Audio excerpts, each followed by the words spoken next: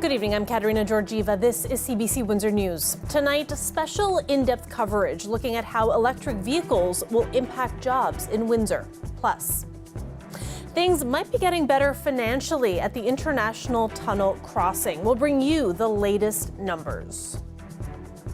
Ontario making a pitch for more health funding. This as premiers get ready to meet the Prime Minister to discuss further. And security guards on Wyandotte. There's a new plan to protect local businesses.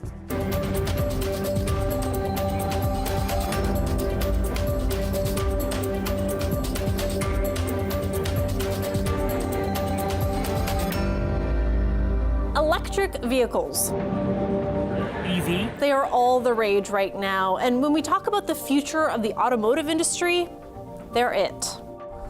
Here in Windsor, known as the auto capital of Canada, big investments to electrify are also coming with big promises. Good middle-class jobs in the years and decades to come. 2,500 steady, good-paying jobs. We embark on this journey together to transition our company to an electrified future. I wanted to know more about what kinds of jobs. How might this transition transform my city? And could electric vehicles leave blue-collar workers behind?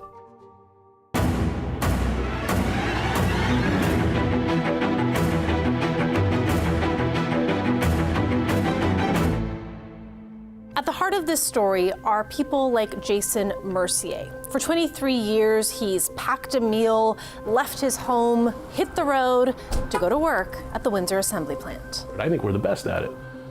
You know, we've transitioned a lot, and we've come out with A+ every time. I'm proud to work there. It's where approximately 4,000 workers assemble minivans like the Chrysler Pacifica, though there used to be even more workers when the plant was at full capacity. The plant has seen its share of ups and downs over the years, but it's still the city's biggest employer, the beating heart and a big part of the city's culture. Soon, these assembly lines will be revamped to build new vehicles, though it hasn't been announced yet which ones exactly, but for the first time, they'll be fully electric. It's a $3.6 billion investment. First, Windsor is going to be retooled to produce a new multi-energy vehicle architecture and provide battery electric vehicle capabilities across multiple models. Brampton is going to be transformed, fully modernized, and beginning in 2024, when production resumes at the beginning of 25, the plant is going to introduce all new flexible architecture to support the company's EV plans, including full battery electric vehicles. And with that investment, Stellantis, the company that owns the plant, is also promising to add more shifts for auto workers, but it might not actually be that simple because it could take fewer workers to assemble an electric vehicle. Let me explain. A big difference between electric vehicles and traditional internal combustion engine vehicles is the powertrain. That's the part of the car that creates power from your engine or your motor to get your wheels moving. Electric vehicles have way simpler powertrains with fewer moving parts. A 2019 research report for U.S. lawmakers put it this way. While a traditional powertrain could have as many as 2,000 moving parts, an electric vehicle could have less than 20. So because electric vehicles are simpler to build, some automakers are saying that they might not need as many people to pump out the same amount of cars. There's an important nuance because Stellantis is promising to bring more shifts to the factory, but that might not necessarily translate to more people. We know that, we're coming back to a 3-shift operation, which is great. However, we know a 3-shift operation with the ICE engine today that is 6,000 members. And as we transition into, the battery electric vehicle, it's probably not 6,000 members. So 6,000 jobs, some of those jobs will be lost. I know you don't have an exact number, but you have like a guesstimate, I guess, based on what you're seeing? Like, I mean, when you look at it, look at potentially 3,800 jobs over the 3 shifts, potentially what it would be. And what will that do to auto workers in this city? Well, listen, we're going to be short. Cassidy says no one will be left behind. And Stellantis wouldn't confirm whether or not there would actually be a reduction at the plant. But here's the thing. Some of the job creation will be happening outside of the plant. There's a whole economy around electric vehicles, and a big part of that is building the parts that actually go into that vehicle. So in Windsor, a big part of this transition is the $4.9 billion electric vehicle battery plant that is currently under construction and is expected to be operational by next year. The plant promises about 2,500 new jobs, with thousands of spin-offs anticipated from that as well.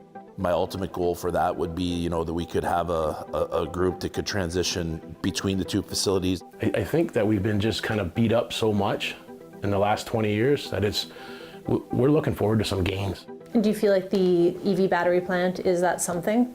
I do. I mean, I'm optimistic. I know it's going to bring a ton of jobs. I just hope that it transfers to my plant. So jobs will change. Some jobs might be reduced, but on the flip side, a lot of new, very different kinds of jobs are coming. We're expecting to be the creation of a lot of high-value, good-paying jobs in mechanical engineering, electrical engineering, even chemical engineering. So we're going to see a lot more of that. And as the new factory gets built and the supply chain around it, there's going to be obviously demand for all those skills associated with construction and architect and sort of design and the rest of it. Still, we're talking about a major culture shift here. Windsor is a blue-collar city, and a lot of these changes come with a lot of white-collar opportunities. So is Windsor ready for that? So this is our Tesla Model 3 that we use for research in the lab. This is where automobility research happens at the University of Windsor. And for this young engineer, the future is bright. Electric motors is what I'm working in, so that will be like kind of my path for the future. But there's definitely like so many opportunities in all aspects of the vehicle. The motor is just one like little component in an entire system that works together. I think it's really exciting as a young engineer, like stepping into my career at this time, like I see like a field of opportunities, I suppose. To get charged up for electrification, the university is already planning on offering a mechatronics engineering program, one that focuses on manufacturing and producing electric vehicles. It does still need to be approved, but the hope is to offer it for 2024 fall intake. And electrification is already being folded into existing programs and research branches at the school. So this is WinWin Utilities truck, and they wanted it converted to electric. At St. Clair College, a similar story to prepare students for impending labor demands. The school has been getting ready for this for a few years now, developing a curriculum around EV maintenance. This will be the first one in the province. And that's really because we've been integrated with industry so well here locally. But in the meantime, they are still running their training programs on traditional car assembly and car maintenance. We have to realize that the ICE engine is still here, internal combustion engine is still here, and we have to continue to train for that. But as the transition to electric vehicles happens, we have to be ready to train students. So in some cases, some courses are already designed, and some have already been modified. We just are not going to implement them until the time is right for that. It's true that while a lot is changing, some things are also going to stay the same. A lot of those jobs won't change, though, substantially either, because the vehicle still, of course, has four wheels. It still has the same kinds of interior.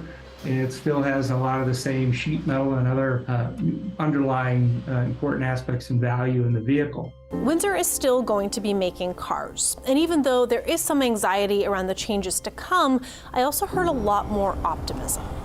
We're pretty excited to see anything come in, and if it takes off, it's another bonus for us, for the workers, to try and get the third shift back. That's what we're all about. It's probably the biggest and the best investment that I've heard in my 57 years here. We're all excited. Even with reductions possible, blue-collar workers are confident that there is a place for them in this new future and a path for new workers to join the ranks. So I don't think that there's going to be winners and losers. I think that it's going to be a win-win out of this. I hope that it works in the workers' favor this time, but we do deserve, and I think it's time that we make some gains. There's so many opportunities, so if young people are looking to get into engineering and specifically in the electrification field, it's a really great place. We're really excited because this puts Windsor on the map, and it gives our graduates, the young generation, the next generation, the opportunity to have jobs for a long time. The future is coming, and while it's not crystal clear what it will look like, one thing is, Windsor will be part of it.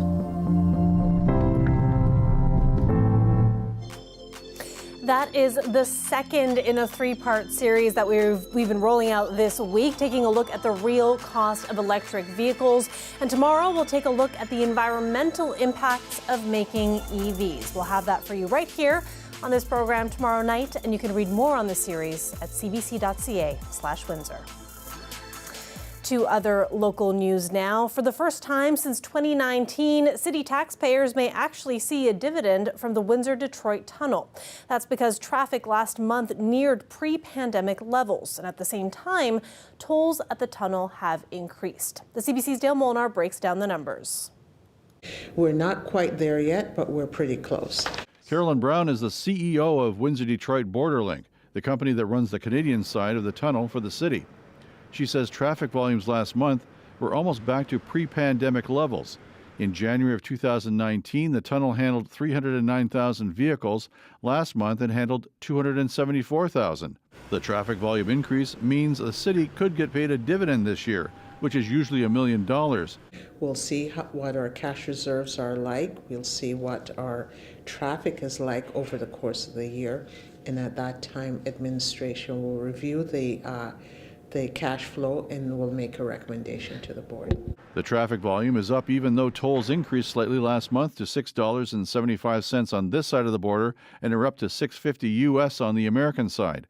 Brown does not see the increases affecting American visitors. To cross the Detroit River, taking the tunnel is the most economical way to do it. That's because tolls at the bridge are higher, $9.25 to go to Detroit and $7 US to go from Detroit to Windsor.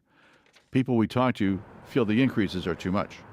I think that is not fair because all the prices are increasing, so we should get a break at least for crossing the border. I think the price of the bridge is increased by $1 and the tunnel and that's not fair. If I was gonna cross the border twice or 3 times a month, I'm probably gonna go down to 1 time a month. So you're going to still keep going? I have to. My family lives there. I have to meet them on every weekend. People with Nexpress accounts do get a discount. They pay in Canadian both ways and save money, $5.40 going to Detroit and $5.60 coming back. Electric vehicles with Nexpress pay even less, $5 either way. So definitely Nexpress toll is the way to go if you're crossing the tunnel. Downtown City Councilor and business person Ronaldo Agostino says he also doesn't believe an increase in tolls will mean fewer American visitors. Certainly, we're seeing more and more of our U.S. friends and family and visitors come back over the border. The Tunnel Corporation Board set a policy 2 years ago to increase tolls by 4% every 2 years, so the price will stay the same on this side of the border until 2025. Brown says they won't know until the end of the year whether the tunnel can pay a dividend to the city of Windsor. Dale Molnar, CBC News, Windsor.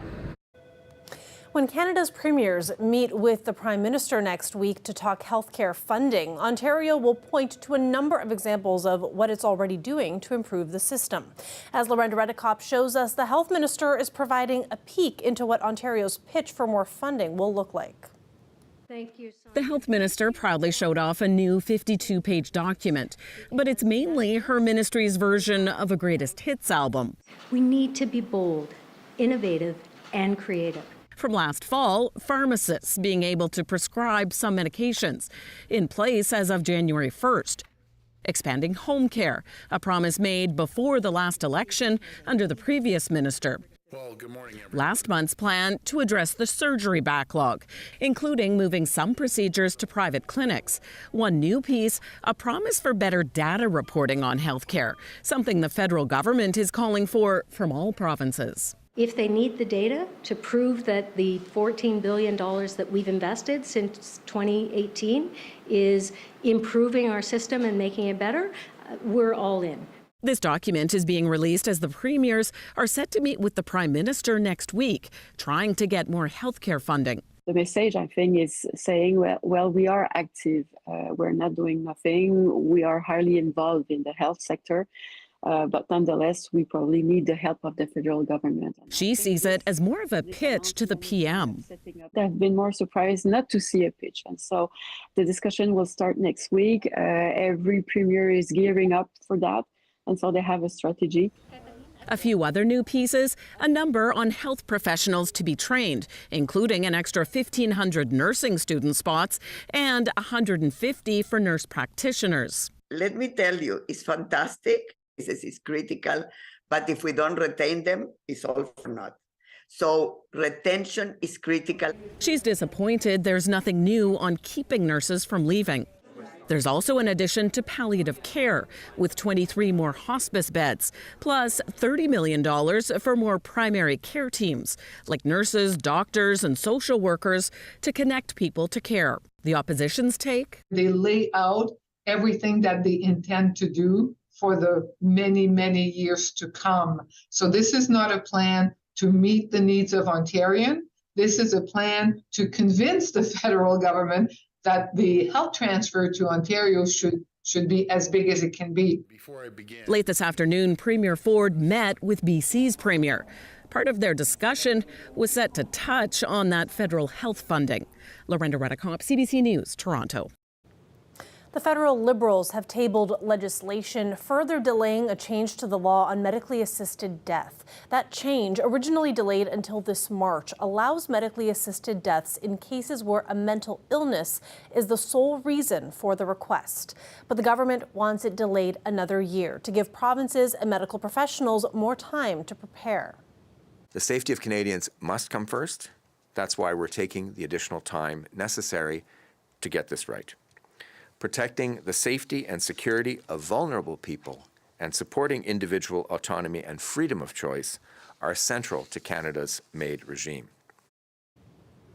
Security guards will be patrolling a part of Wyandotte Street for the next couple of months. The Wyandotte Town Centre BIA announced today they hired a private security firm for overnight patrols. The chair of the BIA says it's designed to protect businesses from vandalism after hours. And we want to make visitors, residents of Windsor feel very secure when they go to all the 100+ restaurants, all the shops and hair salons and that throughout the area. Not everyone is completely on board. Christine Wilson-Furlonger is an administrator at Street Help. She says that while it's a good idea to have extra security, she's worried about whether or not they would duplicate services provided by Windsor Police. Horowitz says security will stay in communication with police. I think the police could use that extra hand. I don't think there's any confrontations that take place, and if they're worried at all about an issue, they call the police. So I don't think we're duplicating services in any way. I think every city has security companies that keep an eye on things, whether you have a festival or whether you have any type of event, or even if you have an overflow at a bar or a restaurant. You hire off-duty police officers, you hire security, and as a matter of fact, it's mandatory in a lot of things. The Windsor Police Service has not responded to our request for comment. The BIA spent $6,000 on the 3-month pilot project, and afterwards they hope to expand it. A live look outside there. You can see the Gordie Howe towers going up. Some flurries possible this evening, and then more sunshine on the way tomorrow. It's been so nice to have the sun out the last few days. Colette Kennedy will be here after the break with more for us. Stay with us.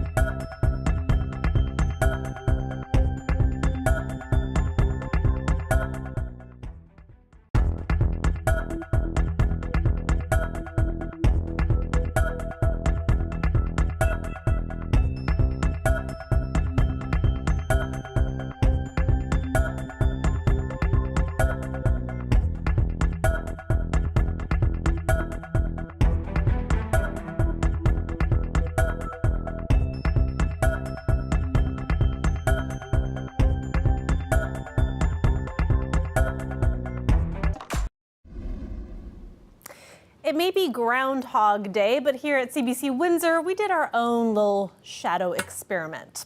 This one features Zeddy, the old Zellers mascot, and it actually belongs to Kiri Breen, a producer here at CBC Windsor.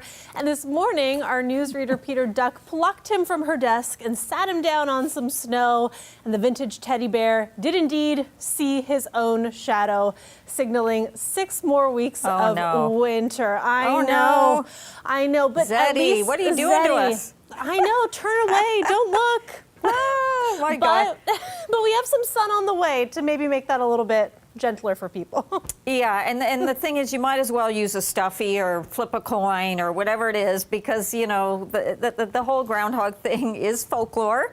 And I'm an animal lover, as we all know, rodents too, mostly, sort of. And so, but you just got to take it with a grain of salt, a really big one, because usually, or in many cases, I think with Wyerton Willie, it's wrong more than he's right. So kind of just go with the opposite of what they say. All right. How about we take a look at what we're seeing right now in the interim, because this is really important. So these are the current temperatures. Chatham-Kent's still not reporting. That's been a couple of days. We're at 0, and that's been the high for the day, by the way, in Windsor. Got up to 1 degree for Harrow, Leamington. And we're watching these winds really strong here around Lake Huron and towards Georgian Bay, where there are snow squalls, and you expect snow squalls. But it's not just there. We have this frontal boundary. It's this cold front bringing in the Arctic air that's going to really plummet or push those temperatures down. And it's because of that we're even seeing snow squall watches into southwestern Ontario. So -6 is the current wind chill. But have a look at the forecast winds as we move forward in time. We're still going to see them blustery through the evening. And then we will get into some improvement tomorrow, but not till after we've seen those temperatures really fall off. So these are the overnight temperature projections here, okay? -18, -15, -17, and that's just the temperature. That's not factoring in those winds to give us a wind chill. And that's why the wind chill values will still be kind of close to -30, that -25 region, or a bit colder. Here you can see some of that activity, the bursts of flurries and the squalls along the frontal boundary, and it's behind that the winds really change direction. It's because of this that there are snow squall watches. There's been some thunder snow. We see the lightning strikes in there as well. So the watch extends back to Chatham-Kent, okay, not any further to the west than that, and all the other areas are in a warning. Now those will ease, some of those, not the ones where it's traditional snow squalls, but some of those will ease once the front goes through. Extreme cold in many areas, but I still want the heads up for southwestern Ontario, even if we're not in the warning, just to know tonight, tomorrow night, and then things will begin to moderate. And that's what's really important, because you can get into problems with hypothermia or frostbite in a short manner of time. Got to look out for your pets as well here. So just looking forward towards, we get the sunshine tomorrow, Saturday. We're going to have more cloud cover then as we go into Saturday, and some flurries, but you're going to see those temperatures really start to turn around as well. Thanks so much for that, Colette. You're welcome. When we come back, more Groundhog Day news. Stay with us.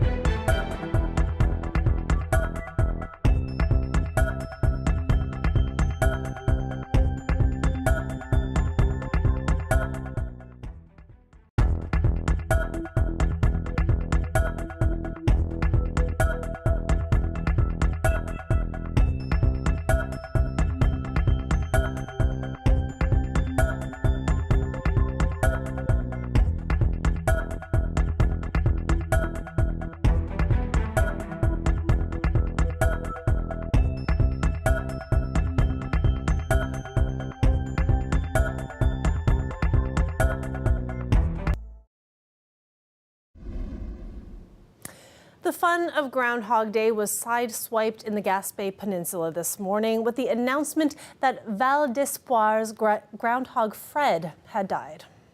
Je vous annonce la mort de Fred. It is believed that Fred died sometime over November or December while hibernating. He was 9 years old. A youngster in a novelty hat stood in for Fred, predicting another 6 weeks of winter. And the festivities still went on. Organizers say a Fred Jr. will handle the responsibilities next year. And that is it for CBC Windsor News. And just a reminder that tomorrow we will have the third installment of our Real Cost of EVs series on our show, a look at the environmental impacts. And you can read more on this series on our website as well at cbc.ca/Windsor. Thanks for watching and have a great night.